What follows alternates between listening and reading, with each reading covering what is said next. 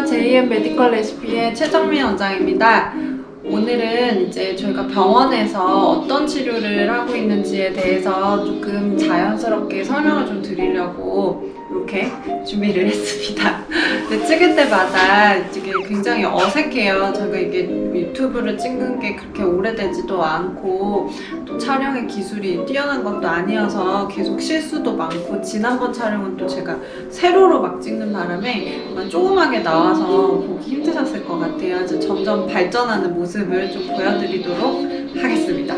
저희 병원에서 제가 하고 있는 일은 예전 유튜브에서도 설명을 드렸지만 이제 환자들의 주치의가 돼서 이제 건강을 관리해드리는 일을 하고 있어요. 그중에서 저는 보통 비만을 좀 더 중점적으로 진료를 하고 있습니다. 비만은 사실 예전에는 미용으로 많이 분류가 됐죠. 그래서 날씬해지려고 하는 사람들만 비만 치료를 해왔었는데, 이제는 더 이상 전 세계가 비만은 이제 질병이지 미용이 아니다라고까지 얘기를 하고 있습니다. 그래서 이제 주치의가 비만을 이제 진료를 하는 시스템이 돼야 된다는 거죠. 그런데 이제 비만은 안 먹고 운동하는 걸로 살을 뺀다고 오해하시는 분들이 많은데요. 이 비만 치료는 이제 더 이상은 칼로리를 제한해서 살을 빼는 그런 치료는 끝났습니다.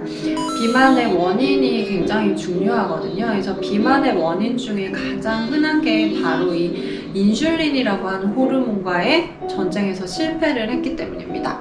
그래서 오늘은 그 비만과의 전쟁 첫 번째, 인슐린과의 전쟁으로 시작을 해보려고 합니다. 음식을 먹으면 지방으로 저장이 되면 안 돼요.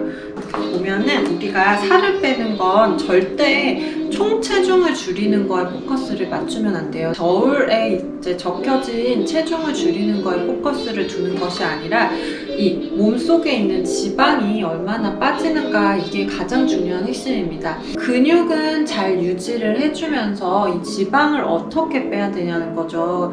근육은 유지하면서 지방을 빼려면 절대로 그냥 굶어서는 안 돼요. 굶게 되면은 우리 몸은 이 사람이 왜 굶지? 이제 곧 죽으려나? 이런 생각을 하면서 오히려 생존에 더 유리한 지방을 늘어나게끔 하죠. 그리고 생존에는 불리한 근육량을 줄이게 되어 있어요. 이렇게 되면 다시 뭘 먹게 됐을 때에는 내 몸이 지방은 늘어나 있고 근육은 줄어들어 있는 상태니까 더 살이 많이 찌는 요요 현상을 만들 수가 있습니다.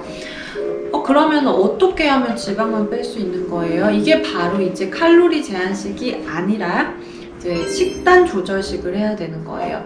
음식 중에는 지방으로 바로 저장이 되게 하는 음식이 있고, 그리고 지방으로 바로 저장되지 않고 에너지를 좀 더 쓰고 남은 걸 지방으로 저장하는 음식이 있어요.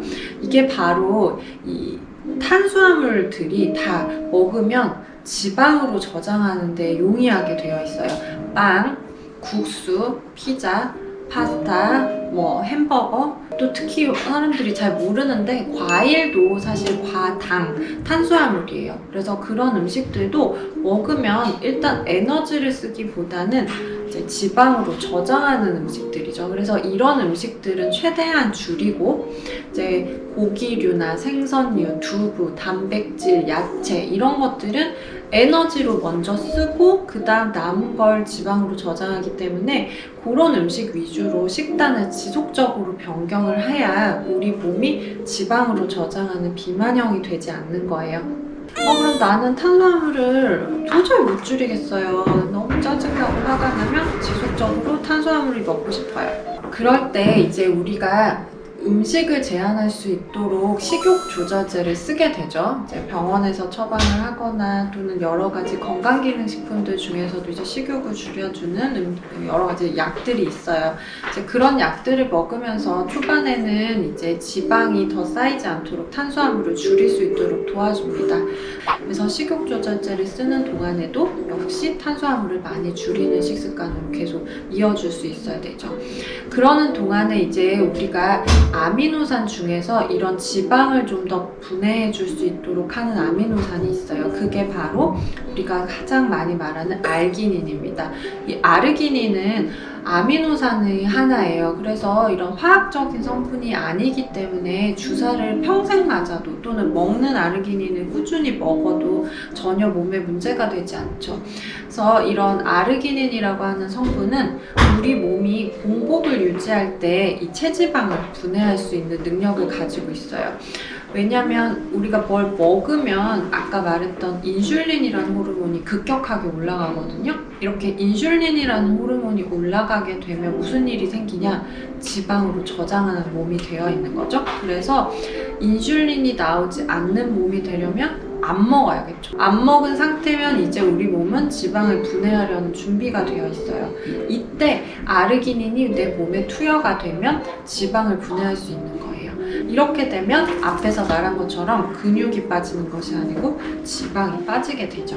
지방이 많이 빠져 있으면 이제 어느 정도 식사량이 늘어나도 다시 살찌지가 않아요. 그래서 어쨌든 다이어트 하는 동안에는 지방량을 최대한 줄여야 내가 먹고 싶은 음식을 좀 더 자유롭게 먹으면서도 살이 찌지 않는 체질이 될 수 있는 거죠.